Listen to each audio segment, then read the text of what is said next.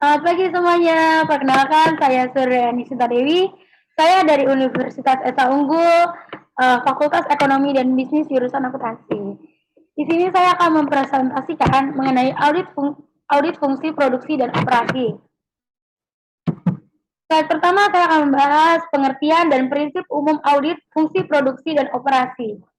Audit produksi dan operasi melakukan penilaian secara komprehensif terhadap keseluruhan fungsi audit, produksi, dan operasi untuk menentukan apakah fungsi ini telah berjalan dengan memuaskan dalam arti ekonomis, efektif, dan efisien.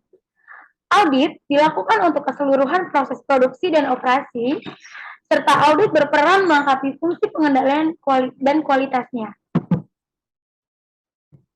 Kenapa sih kayak apa perlu dilakukannya audit? Di sini aku akan membahas beberapa alasannya. Yang pertama, diperlukannya audit adalah proses produksi dan operasi harus berjalan sesuai dengan prosedur yang telah ditetapkan. Yang kedua, kekurangan atau kelemahan yang terjadi harus ditentukan sehingga segera dapat diperbaiki.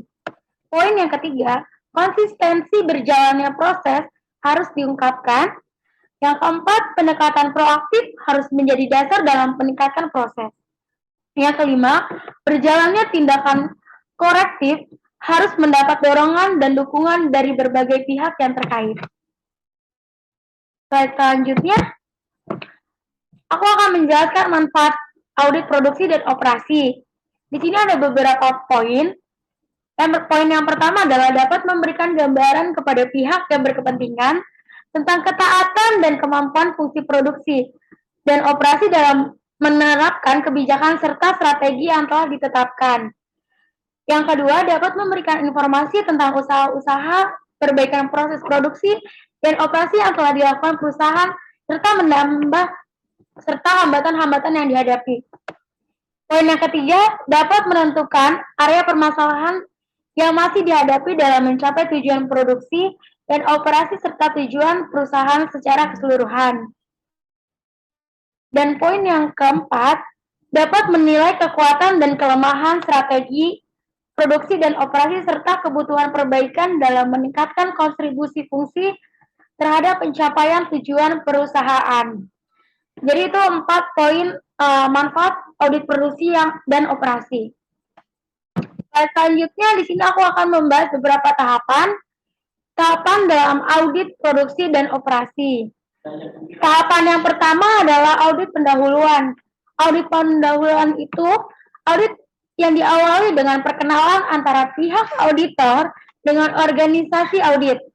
Pertemuan ini bertujuan untuk mengkonfirmasi skop audit, mendiskusikan secara audit, dan penggalian informasi umum tentang organisasi audit. Objek yang diaudit mengenal lebih lanjut kondisi perusahaan terhadap prosedur yang diterapkan pada proses produksi dan operasi. Tahap yang kedua adalah mereview dan pengujian pengendalian manajemen. Mereview di sini adalah auditor melakukan review dan pengujian terhadap beberapa perubahan yang terjadi pada struktur perusahaan, sistem manajemen kualitas, fasilitas yang digunakan, atau personalia kunci dalam perusahaan.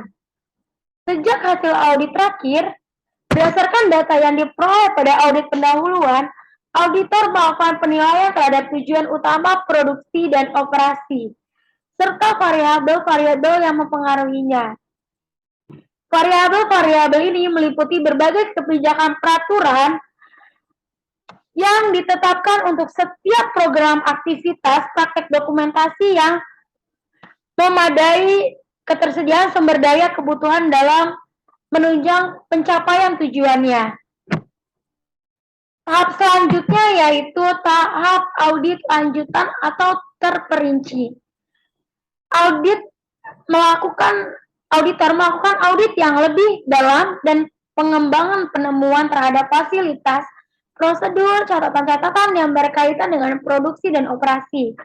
Konfirmasi kepada pihak perusahaan selama audit dilakukan untuk mendapatkan penjelasan dari penjabat yang berwenang tentang adanya hal-hal yang memperluaskan kelemahan yang ditemukan auditor. Di samping itu, analisis terhadap hubungan kapabilitas potensial yang dimiliki dan utilitasi kapabilitas tersebut dapat di dalam perusahaan sangat penting dalam proses audit. Selanjutnya adalah tahap pelaporan audit. Hasil dari keseluruhan tahapan audit sebelumnya yang telah diringkas dalam kertas kerja audit atau sering disingkat dengan KAA merupakan dasar dalam membuat kesimpulan audit, rumusan rekomendasi yang akan diberikan auditor sebagai alternatif solusi atas kekurangan yang masih ditemukan. Selanjutnya adalah di sini aku akan menjelaskan dalam format laporan. Yang pertama yaitu menyajikan gambaran umum fungsi produksi dan operasi dari perusahaan yang diaudit, tujuan dan strategi pencapaian serta ketersediaan sumber daya yang mendukung keberhasilan implementasi strategi tersebut. Yang kedua, kesimpulan audit dan ringkasan temuan audit. Menyajikan kesimpulan atas hasil audit yang telah dilakukan auditor dan ringkasan temuan audit sebagai pendukung kesimpulan yang dibuat. Yang ketiga adalah rumusan rekomendasi penyajian rekomendasi yang diajukan auditor sebagai alternatif solusi atas kekurangan yang masih terjadi. Yang keempat adalah ruang lingkup audit mengenai tentang cakupan luas audit yang dilakukan, penugasan yang diterima dengan memberi tugas audit. Nah, tahap selanjutnya adalah tindak lanjut audit. Di sini, rekomendasi yang disajikan auditor dalam pelaporannya merupakan alternatif perbaikan yang ditawarkan untuk meningkatkan berbagai kelemahan yang masih terjadi pada perusahaan. Tindak lanjut yang dilakukan adalah merupakan bentuk komitmen manajemen untuk menjadikan organisasi menjadi lebih baik dari yang sebelumnya. Dalam rangka perbaikan ini, auditor mendampingi manajemen dalam merencanakan, melaksanakan, dan mengendalikan program-program perbaikan yang dilakukan agar dapat mencapai tujuan secara efektif dan efisien. Selanjutnya saya akan menjelaskan tentang beberapa poin di dalam ruang lingkup audit. Yang pertama di sini adalah rencana produksi dan operasi.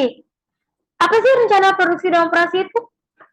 Rencana itu menghubungkan kebutuhan pasar atas produk yang dipersyaratkan, aktivitas pengembangan dan rekayasa, kapasitas produksi, rencana persediaan, keuangan, ketersediaan, SDM, bahan baku, dan tingkat imbal hasil investasi yang dipersyaratkan investor.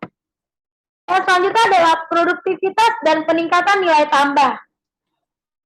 Transformasi yang mengubah input menjadi output selalu diikuti dengan meningkatkan nilai tambah. Nilai tambah meliputi ada keseluruhan usaha dalam meningkatkan manfaat yang diperoleh baik oleh perusahaan maupun pelanggan.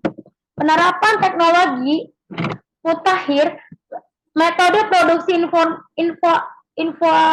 inovatif dapat meningkatkan efisiensi peningkatan sumber daya manusia, dapat memberikan manfaat yang lebih besar kepada yang menggunakan. Selanjutnya adalah pengendalian produksi dan operasi.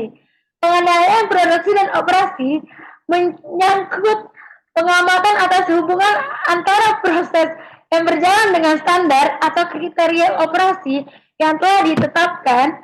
Pengamatan ini bertujuan untuk memandu proses agar tidak keluar dari standar operasi, pencapaian tujuan perusahaan, agar keseimbangan antara sumber-sumber daya yang tersedia dengan permintaan total dapat dipertahankan.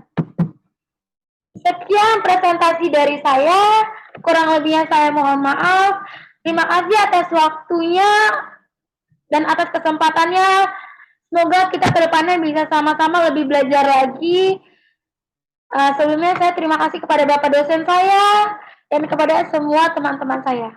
Terima kasih. Selamat pagi.